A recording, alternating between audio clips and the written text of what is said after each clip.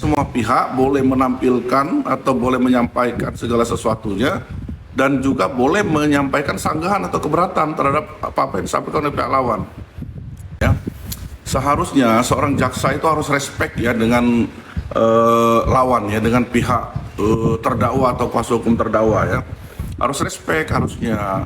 Bagaimanapun juga dia tidak boleh menganggap bahwa atau menjas sebelum putusan pengadilan dibacakan oleh hakim. Dia tidak boleh menjas seakan-akan orang itu sudah pasti salah ya. Kalau ada jaksa yang sudah merasa bahwa dakwaan dia benar, kemudian apa yang disampaikan oleh pihak terdakwa atau pihak Nikita lah ya, dan penasihat hukumnya itu sesuatu yang tidak bernilai, itu keliru, tidak profesional menurut saya jaksa. Karena apa? Terdakwa itu ya, atau dalam persidangan perkara pidana itu semua pihak, baik hakim, jaksa maupun kuasa hukum harus menjunjung tinggi azas praduga tidak bersalah. Jadi sebelum orang itu dinyatakan bersalah oleh putusan hakim, oleh putusan pengadilan, tidak boleh menganggap ya, jangankan berkomentar, berstatement, menganggap bahwa orang itu telah bersalah itu tidak boleh. Ya, tidak boleh.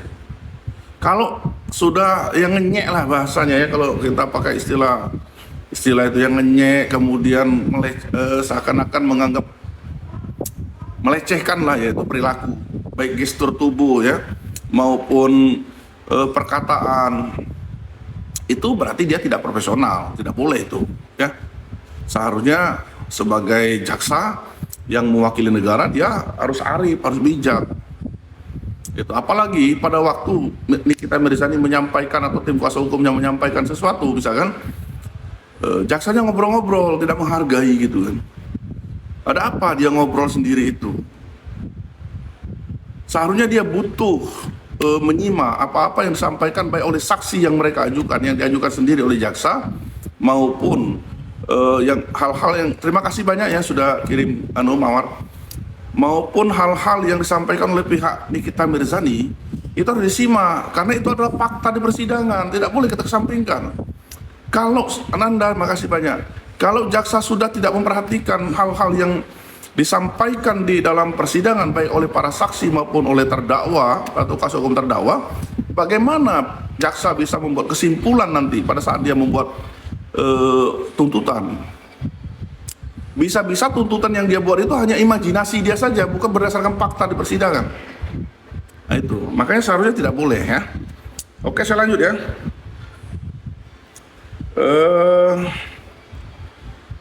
Dari Elis Jahwar ya. Terus gimana ini Pak sama hakim dan JPU di kasus Nikitanya? Apalagi sang JPU perilakunya begitu. Iya. Ya sebenarnya kalau menurut saya ya, ada yang menyampaikan harus ganti hakim, ganti JPU, itu saya kira belum waktunya ya. Dilihat aja perkembangan. Tapi yang paling penting itu manajemen persidangan yang dilakukan oleh hakim itu harus lebih kuat, lebih mengakomodir. Maksud saya kenapa? Karena di persidangan pengadilan itu yang jadi manajemen persidangan itu dipegang oleh hakim, terutama oleh hakim ketua majelis. Ya. Dialah yang mengatur hal-hal kecil saja yang bisa berpotensi menimbulkan polemik, dia harus potong itu, dia harus luruskan dulu. Terima kasih banyak, dia harus luruskan. Makasih. Ya, jangan sampai terjadi hal-hal yang bisa mengakibatkan salah satu pihak itu merasa tidak dihargai atau tidak diakomodir aspirasi atau haknya gitu kan. Ani makasih ya. Karena masing-masing punya hak. Hakim punya hak di persidangan, jaksa punya hak, terdakwa dan penasihat hukumnya juga punya hak.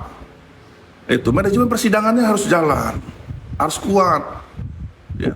Misal pada saat jaksa mengajukan saksi di persidangan, kemudian keterangan saksi yang disampaikan oleh jaksa ini nanti disampaikan kepada terdakwa. Saudara terdakwa, apakah dari keterangan saksi-saksi tadi ada yang saudara keberatan atau ada yang salah? Tatkala terdakwa menyampaikan, betul Pak Yang Mulia, saya ada yang keberatan dan ada yang salah dari keterangan saksi. Coba saudara sampaikan, bagian mana saja yang menurut saudara salah. Nah, lalu terdakwa menyampaikan yang benar menurut dia begini. Oke, baik. Ya. Kemudian ditanyakan lagi, selesai itu, cukup saudara terdakwa? Cukup, Pak. Tanya lagi nih saksi, bagaimana saksi atas keberatan dari terdakwa? Dari keterangan saudara tadi. Apakah saudara tetap pada keterangan semula atau ada tanggapan lagi? Kan begitu cara manajemen persidangan. Dia tidak boleh main potong-potong. Kalau main potong-potong nanti kan bermasalah ujung-ujungnya. Itu ya.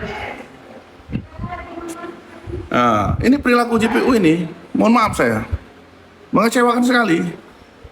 Tidak respect dengan pihak lain. Dianggap bahwa terdakwa terlepas dari Nikita Mirzani atau bukan ya, atau bukan. Bahwa terdakwa itu sudah dianggap oleh dia itu sudah salah gitu. Itu. Padahal tidak boleh itu, azas praduga tidak bersalah itu harus dipegang teguh. Jangan sampai azas praduga tidak bersalah itu kita minta dari pihak lain. Mestinya kita dari praktisi sendiri yang memulai itu. Oke ya. Sab, emang boleh Pak JPU videoin sambil senyum-senyum kayak nggak fair aja ya gitu ya. Jadi begini, saya tadi sudah bilang bahwa manajemen persidangan itu dipegang oleh hakim. Seharusnya hakim yang menegur. Tapi terlepas dari itu, JPU harusnya proporsional dong. Tugas dia itu di situ, jaksa itu dalam persidangan itu dia bertindak sebagai penuntut umum. Kalau dia sebagai penuntut umum, dia fokus saja pada menggali fakta di persidangan, bukan medio-medioin, gitu kan? Dan dia harus tahu mestinya tugas dan tanggung jawab dia. Jadi gitu ya. Jadi itu kalau menurut saya itu tidak profesional, unprofesional. Ya. Dia Lestari, sidangnya ditunda-tunda terus kayak ada yang nggak beres. Ya kalau penundaan sidang itu biasa. Ya. Mungkin ada hal-hal lain mungkin ya yang harus dihadirkan di persidangan, dan pada saat itu sesuai dengan jadwal itu belum hadir atau belum datang. Namun ya begini, seyogyanya semua pihak yang ada dalam persidangan itu dan perkara itu, baik hakim, jaksa maupun terdakwa, patuh kepada kode kalender yang sudah dibuat. Karena persidangan itu ada kode kalendernya pada sidang pertama. Pada sidang pertama pembacaan dakwaan itu, sebelum pembacaan dakwaan sudah disepakati dulu kode kalender jadwal sidang. Jadi tidak perlu ini lagi. Masing-masing pihak harus menyiapkan berkas, dokumen, saksi dan sebagainya itu untuk persidangan berikutnya. Karena sudah ada kode kalender, oh minggu depan tanggal sekian hari itu acaranya ini, berarti saya sudah harus siapkan ini. Nah, itu. Jadi seharusnya begitu ya.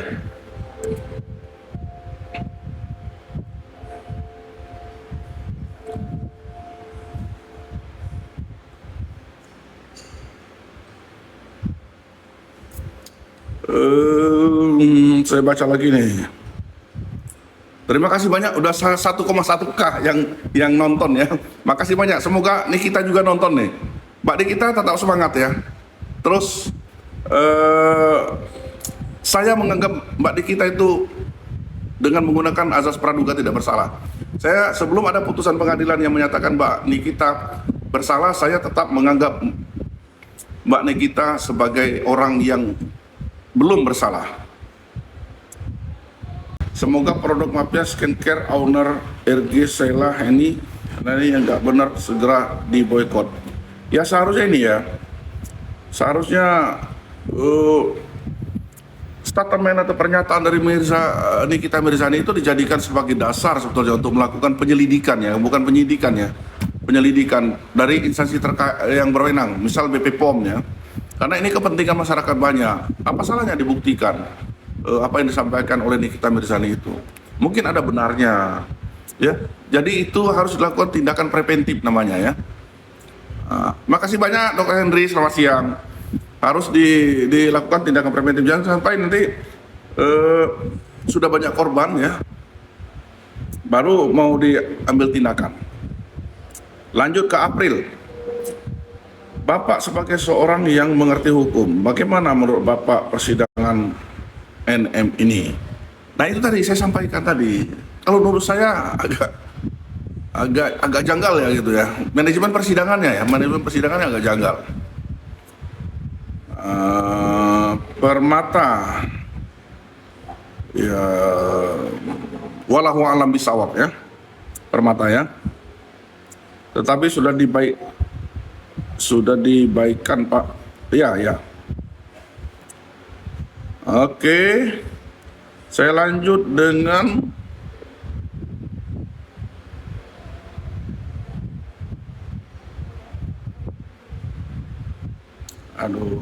udah lewat nih, banyak sekali lewat.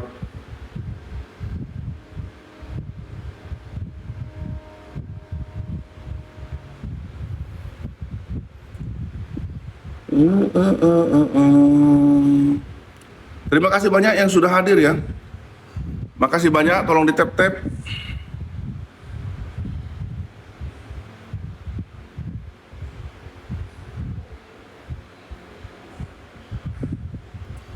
Cepat sekali di jalannya ya. Dari Ambardian Rel, Pak, gimana tanggapan Bapak terhadap Ketua Hakim saat ada saksi menjelaskan malah tidur? Nah ini ya, sebetulnya tidur di persidangan itu, saya kira saya tetap positive thinking ya, karena saya pernah berada di dalam lingkungan institusi itu, saya paham betul. Walaupun itu tidur pada saat sidang itu tidak diperbolehkan ya, sering dihimbau oleh pimpinan Mahkamah Agung jangan sampai tidur main HP, itu selalu dihimbau. Mungkin setiap minggu lah dihimbau melalui audio ya, yang selalu diputar. Tapi ya, hakim itu apalagi sekelas hakim-hakim di Jakarta itu satu hari itu bisa sidang sampai 40 berkas. Mereka tuh nyaris tidak punya waktu lagi untuk melakukan kegiatan. Terima kasih banyak Dr. Henry. Ya, nyaris tidak ada waktu untuk melakukan kegiatan lain. Sidang. Sekali duduk itu bisa sampai 10 berkas sidang, 15-20. Kejar-kejaran. Makasih Dok, selamat siang Dok. Jadi, sedangkan perkara-perkara yang sidang hari itu kan banyak yang putus juga, sampai 10 berkas, 15 berkas putus untuk satu majelis loh ini. Bukan untuk semua hakim. Untuk satu majelis itu ya, sidangnya itu bisa 40. 3 orang hakim itu nangani berkas satu hari. Dan ada putus misal 10 atau 15 berkas misal putus setiap hari. Itu malamnya mereka ngerjakan putusan, Pak. Ngerjakan putusan untuk perkara putus besok misal sesuai dengan kalender jadwal, mungkin misal besok ada perkara yang ditangani oleh majelis itu, misal ada yang bakal putus 15, dia harus sudah tuntaskan semua putusan 15 perkara itu. Jadi malam itu nggak tidur sampai subuh, mandi dulu mereka tuh baru sholat subuh. Setelah sholat subuh baru tidur, bangun. Setelah tidur jam 6:30 bangun, berangkat ke kantor, sidang lagi. Jadi kalau saya mengibaratkan, ya ini saya tidak ada pembelaan, bukannya saya mau membenarkan tidur di persidangan itu. Ibaratnya kita ngantuk banget, perjalanan naik mobil seharian, posisi kita ngantuk banget, pas di mobil itu ada semacam blank ya, tertidur gitu. Ya gitulah kira-kira. Jadi bukan tidur beneran, bukan tidur disengaja tidur, bukan. Saya yakin manusiawi ya. Tapi kalau tiga-tiganya tidur, nah bahaya itu. Kalau satu yang tertidur ngantuk itu pun mereka mungkin udah nggak tahan lagi. Ya. Itu ya, terus saya lanjutkan dengan Edelweiss. Pak, JPU-nya berat sebelah. Kesannya seperti itu, ya. Kesannya seperti itu. Sebetulnya bisa saja diganti JPU-nya, tapi yang bisa menggantikan atasannya. Yang jadi problem, JPU yang menyidangkan perkara itu adalah biasanya jaksa peneliti pada saat berkas perkara itu masih dalam tahap penyidikan dan penyidikan ya. Itu. Jadi dialah yang paham dengan dengan perkara itu. JPU-nya udah nelen uang, walau alam ya. Laporkan saja jaksa dan hakim yang tidak kemanusiaan, begitu murahnya hakim. Ya, silakan saja beropini, berpendapat silakan, karena masyarakat yang menilai ya. Bapak, gimana tanggapan Bapak terhadap ketua hakim saat ada saksi menjelaskan malah tidur? Nah itu sayang sekali ya, sayang sekali karena ya keterangan saksi, keterangan terdakwa itu adalah fakta di persidangan ya. Garage Medan, videonya untuk laporan Pak, itu laporan Pak, soalnya ekspresi Nikita jarang terjadi.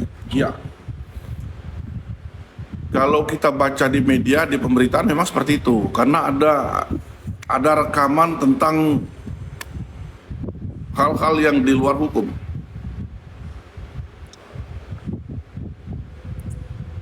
JPU langgar kode etik nggak? Ya jelas melanggar kode etik kalau kita lihat di situ ya. Hakimnya molor, sudah saya tanggapi. Pak, gimana tanggapan Bapak terhadap ketua? Ya sudah saya tanggapi tadi ya, mohon maaf ya. Mohon maaf yang tidak sempat saya sapa satu persatu ya. 1,1 ini nonton. Ayo, tidak sempat saya tanggapi satu persatu, saya sebutkan satu persatu namanya ya, mohon maaf. Tapi semuanya selamat siang. Selamat siang, selamat berjumpa, semoga sehat selalu. Sudah saya, kenapa tidak Bapak bantu? Campur gema ya. Kenapa tidak Henry sama siapa?